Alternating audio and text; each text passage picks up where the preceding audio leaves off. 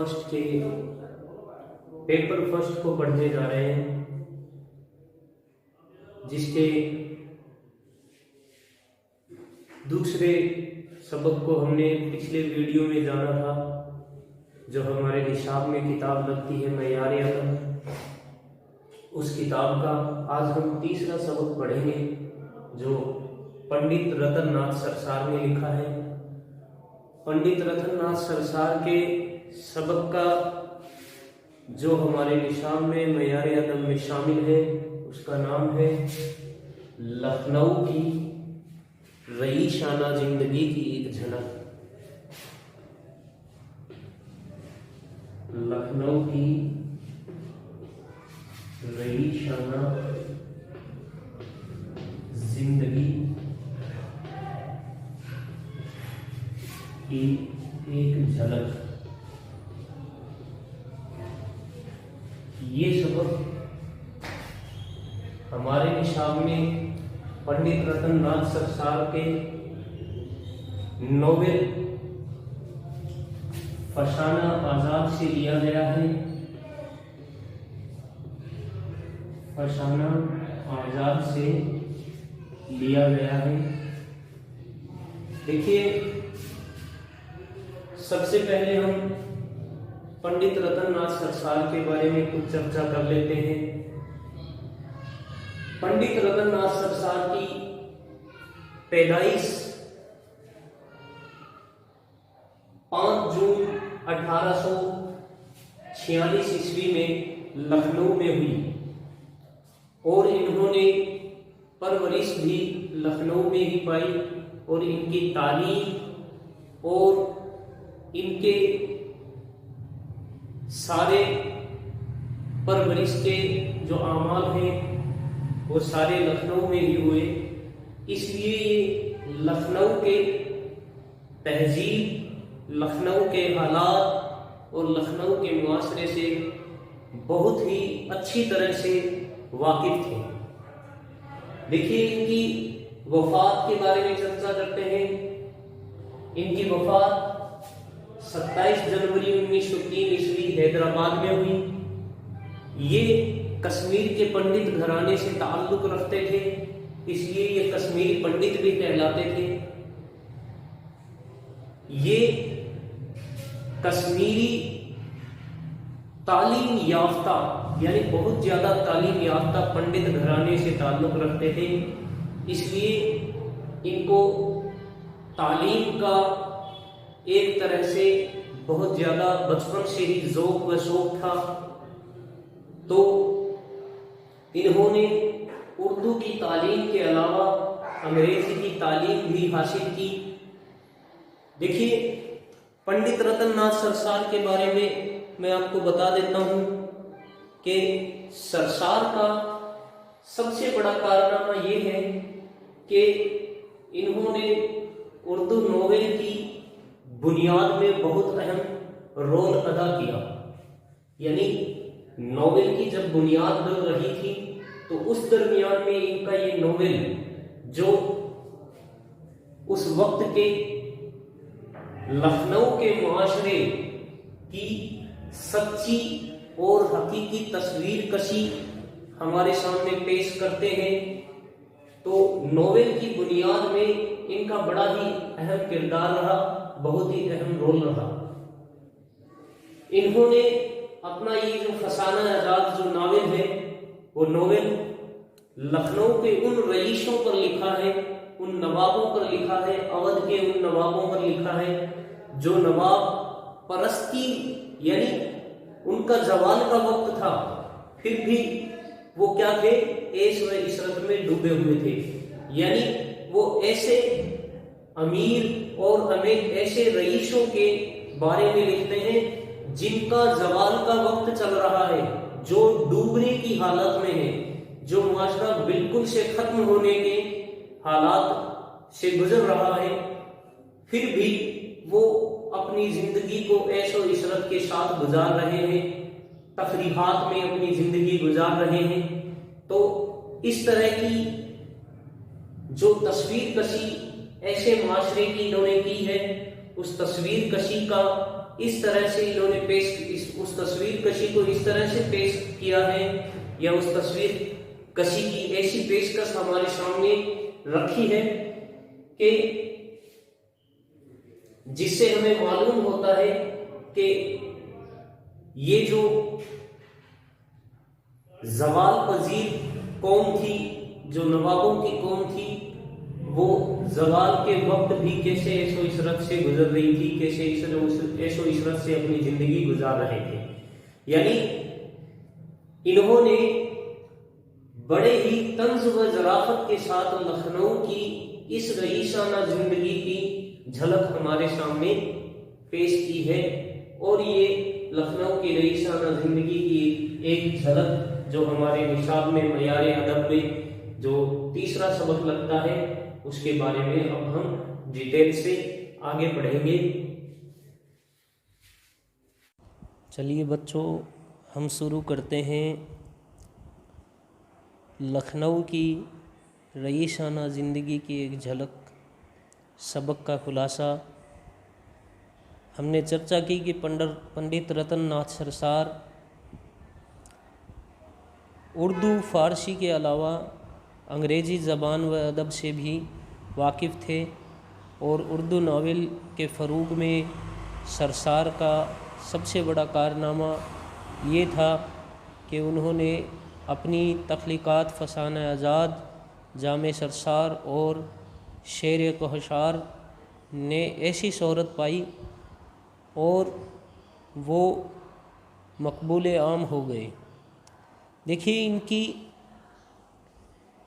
Novel की बुनियाद में हमने जाना कि इनका किरदार बड़ा ही अहम है। चलिए, फसाना आज़ाद इनका नावल है, उसमें से ये सबक माखूज़ है। इस सबक के बारे में चर्चा करते हैं। रतन नाथ सरसार ने फसाना आज़ाद में ये एक इस तरह की तसनीफ़ पेश की है, तख्लीक़ात पेश की है कि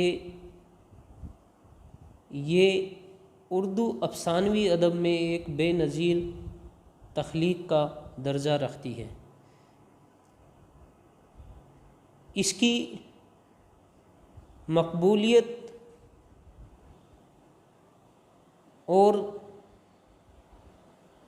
इसकी शोहरत का राज ये है कि इन्होंने अपने इस नोवेल में लखनऊ की रईसी, लखनऊ की शाहाना ज़िंदगी, उनकी तहज़ीब और उनके अखलाक़ों पर बड़ा ही पुरज़ोर और बड़ी ही पूरी कोशिश के साथ उसे पेश करने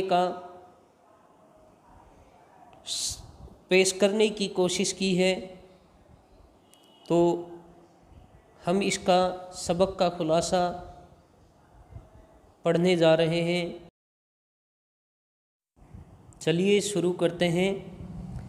सरसार ने इस सबक में गदर से पहले जो ज़वाल पर पहुंच चुकी थी ऐसी तहजीब की चर्चा की है, और वो तहजीब और रहन सहन की तस्वीर कशी की है। उनके हालात में भी आज तक अवध के नवाबों की किस हद तक रंग रलियाँ और ऐशो इशरत, ये इस तरह के मौजू पर इन्होंने चर्चा की है।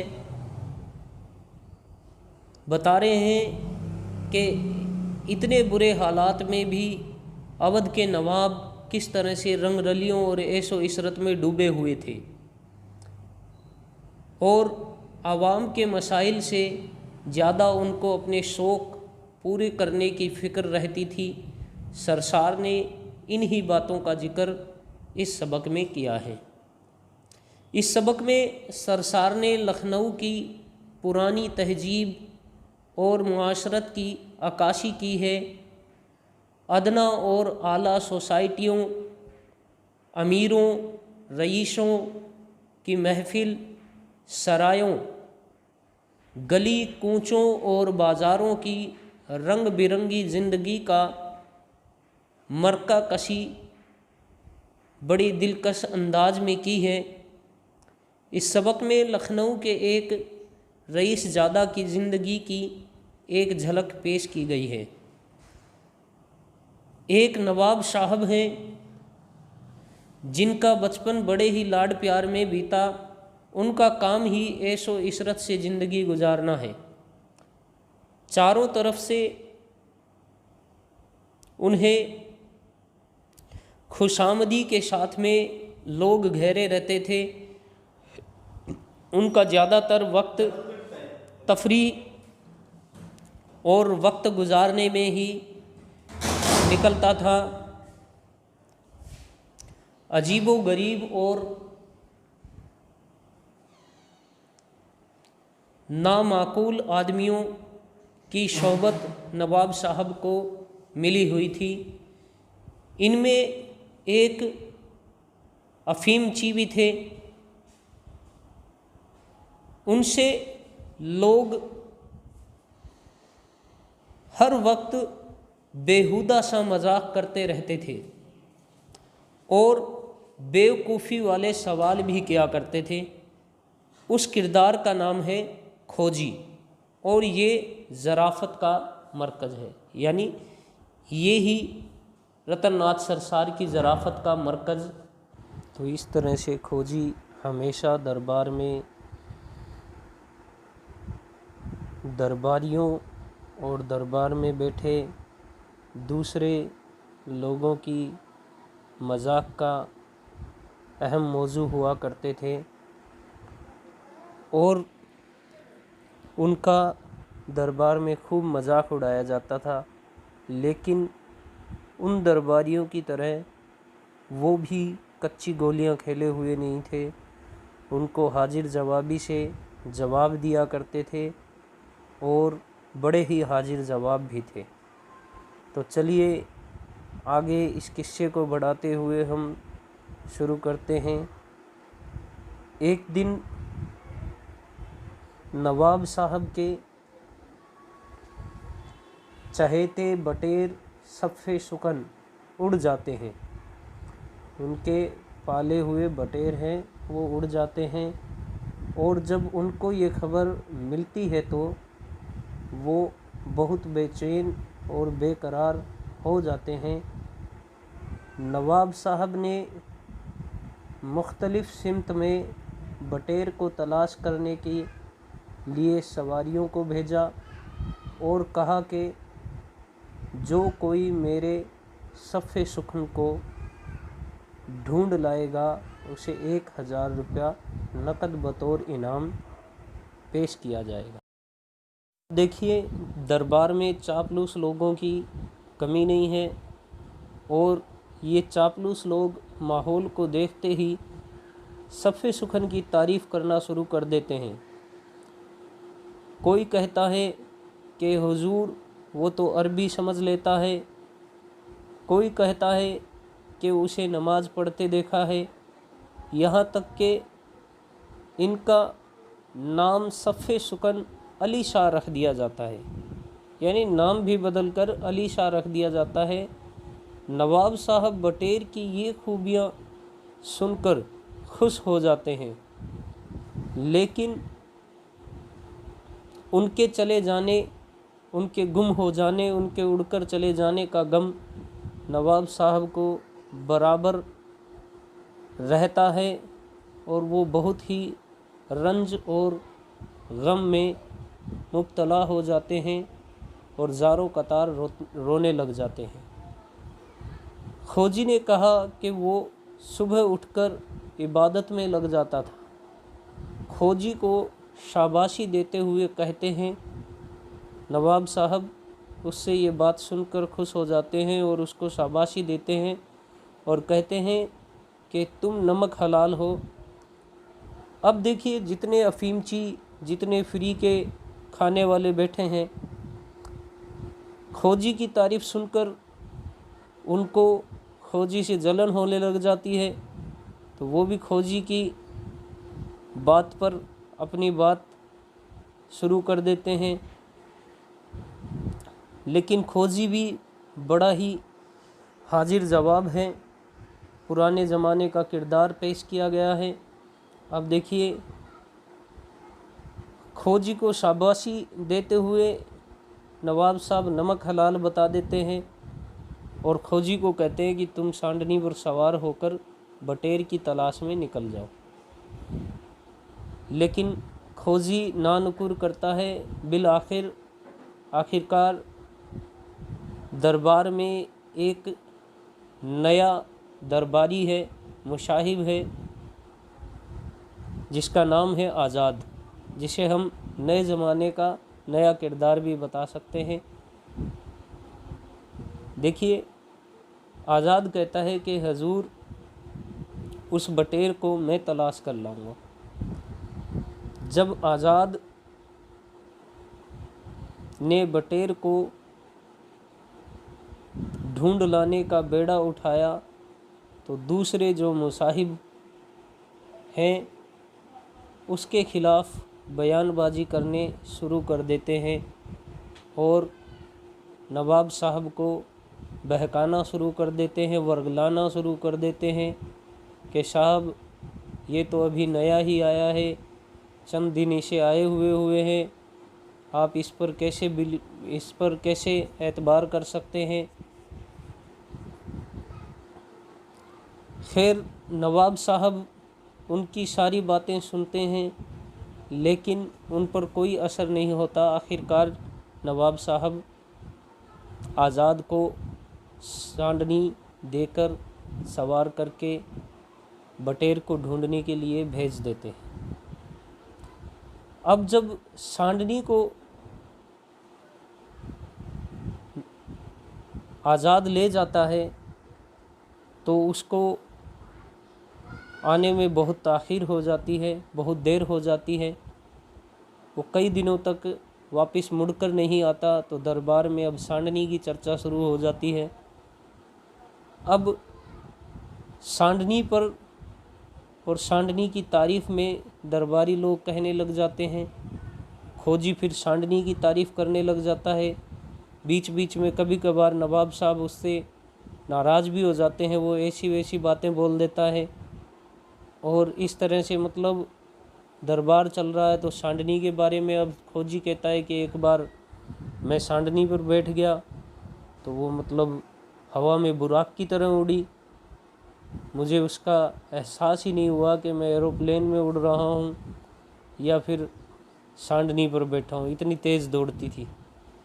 तो अब वो इस तरह का दरबार में दौर चल रहा है, बातें अलग तरह की बनाई जाती हैं। आखिर शेर व शायरी के साथ अदब पर बहस व मुबाहसे शुरू हो जाते हैं, यानी शेर व शायरी शुरू हो जाती है और अदब पर बात चल जाती है। एक दूसरे के सभी दरबार में बैठे मुसाहिब ऐब निकालने लग जाते हैं और खोजी की शामत आती है। खोजी की शामत इस तरह से आती है कि वो बीच में कुछ इस तरह के अलकाब बोल देता है, लेकिन वो बटेर की बुराई कर देता है सांडनी की बड़ाई करते करते, और इस तरह से दूसरे मुसाहिब उस पर बला डाल देते हैं। अब देखिए, खोजी उस बला से निकलना भी जानता है। हमने चर्चा की कि हाजिर जवाब किरदार है।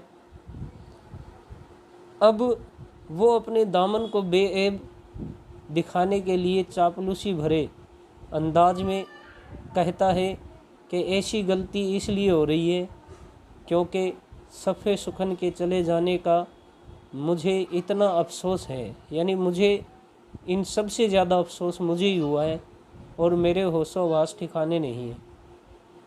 अब होशो हवास लफ्ज़ बोला जाता है तो फिर से अदब पर चर्चा हो जाती है और फिर वो लोग कहते हैं कि होश और हवास बोल रहा है, क्या तुझे लिखना आता है, क्या तू जानता भी है कैसे लिखा जाता है, पढ़ा लिखा तो है ही नहीं।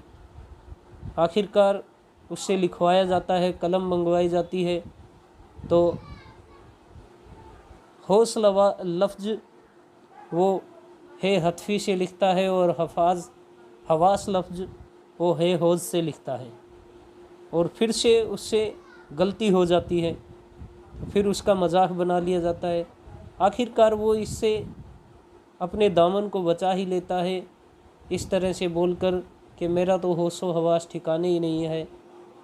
सफ़े सुखन का नाम आते ही जब वो कहता है कि सफ़े सुखन खो जाने से मुझे इतना गम लगा है कि मेरा होशो हवास, मेरी कलम सब मैं भूल चुका हूँ, मुझे कुछ भी याद नहीं, सिर्फ सफ़े सुखन ही याद आ रहे हैं, तो नवाब साहब बड़े ही खुश हो जाते हैं और दिल से खुश होते हैं, और उसे जो उन्हें तोहफे में आया हुआ अब्बासी रुमाल है, बतौर तोहफ़ा खोजी को पेश कर दिया जाता है।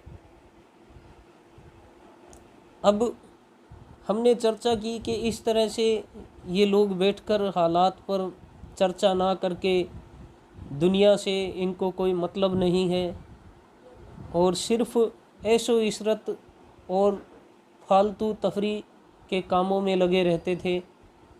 ये जो नवाबाने अवध थे, इनकी हालात को या इनके हालात की सच्ची तस्वीर कशी की है नोवेल फसाना आज़ाद में रतन नाथ सरसार ने। इन तमाम हालात और वाक़यात